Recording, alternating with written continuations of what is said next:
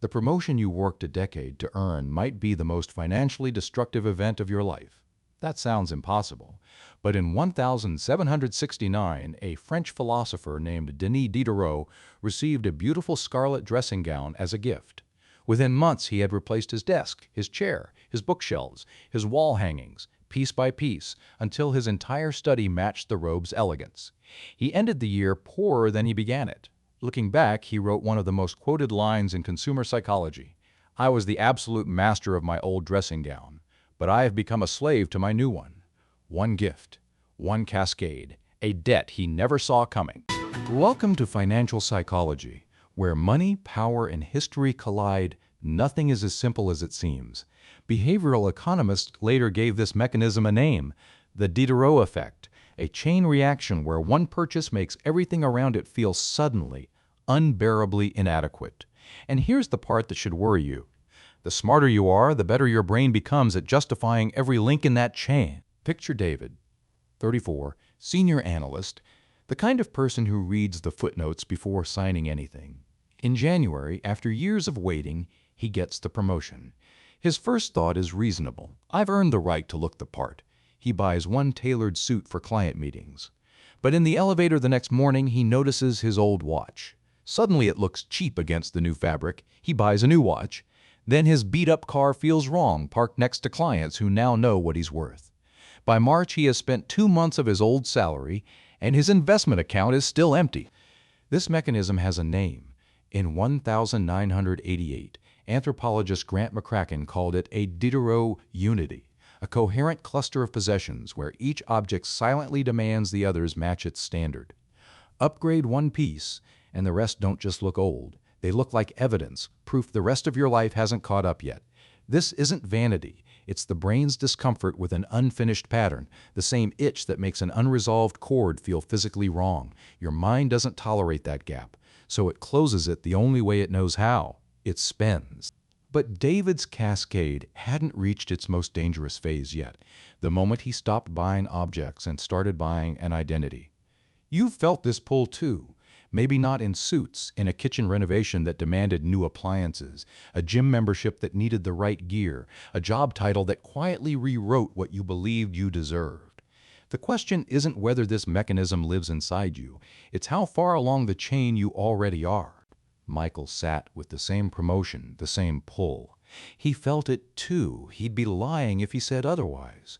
But years earlier, after watching his father rebuild his finances twice, he'd made himself a rule. Before any purchase tied to a new life, he writes down everything that purchase will likely demand next. He calls it his chain list. That morning he wrote, watch. Then, better strap. Then, matching bag. Then, the car people expect you to drive to match it. He looked at the total. He didn't feel proud standing there. He felt the specific ache of wanting something and choosing not to have it anyway. In 2017, I did this myself. An unplanned consulting fee landed in my account. I told myself I'd invest it. Instead, I upgraded my home office, a desk I genuinely needed. Then the chair looked wrong beside it. Then the bookshelf. By the time I stopped, I'd spent 3 times the original amount and borrowed the difference.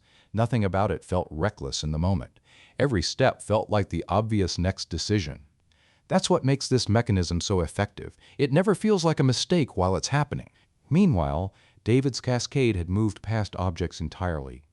New colleagues, drawn to the new version of him, wanted dinners he couldn't have afforded on his old salary. He moved to a building that matched the story he was now telling. Psychologist Russell Belk's well-known work on the extended self explains what happened next. Once we fuse identity with possessions, giving them up doesn't feel like a budgeting decision. It feels like losing a piece of who we are. David couldn't downgrade the apartment. He couldn't go back to the old restaurants. So he reached for credit instead. What happened next is the part most financial psychology content skips because it implicates everyone watching. David knew the spreadsheet. He could see the number growing, and he kept going anyway. You recognize this, maybe not in debt, but in the gap between what you know and what you do. That gap has a name, and understanding it is the only way out. The Diderot Effect doesn't need poverty to destroy you. Mike Tyson earned roughly $400 million across his career. By 2003, he filed for bankruptcy with debts reported near $23 million, including the upkeep on pet Bengal tigers.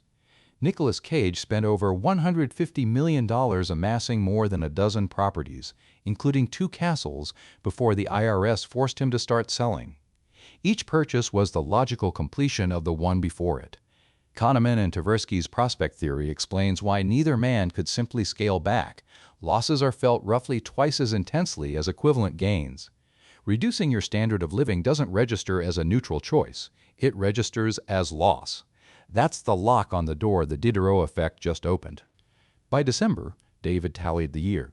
He'd entered January $8,000 ahead from his raise. He ended at $25,000 behind in new fixed costs alone. Economist Richard Thaler's research on mental accounting explains the opening move. Windfalls get filed in our minds as extra money, money that feels like it was never fully ours, money that quietly grants itself permission to be spent differently than money we worked steadily for. Michael, the same week, moved his raise into a separate account before he'd even finished reading the offer letter. He missed the watch. He didn't miss the chain. Now, here's how to close that door before it ever opens. The Diderot Effect doesn't announce itself. It arrives disguised as good taste, as finally deserving something nice, and your bank account spends the next 6 months catching up to a story you didn't realize you'd started telling. Here are 3 ways to close the gate before it opens, from easiest to hardest. Apply even one, and this video has done its job. First, the 72-hour pause. The moment one purchase makes another object suddenly look wrong, the new jacket that makes the bag look cheap, write it down and wait 3 days before buying anything related. This works against what psychologists call coherence bias, your brain's drive to make everything around you match.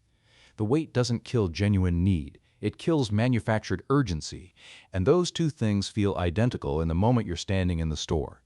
Do this today. Name the last logical next purchase your brain has been quietly building a case for, and don't act on it for 72 hours. Second, anchor your identity before the money arrives. Before a bonus, a raise, or any windfall lands, write 1 sentence defining what that money is for. Not what you want to buy, but who you're choosing to be with it. Psychologists call this an implementation intention. Deciding in advance, before temptation has a face, removes the decision from the exact moment you're most vulnerable to making it badly. Michael did this. He decided what the raise was for before he ever felt the pull. Do this today. Write 1 sentence. This money is for before your next paycheck lands, not after. Third and hardest, audit your environment. Unsubscribe from one retailer list.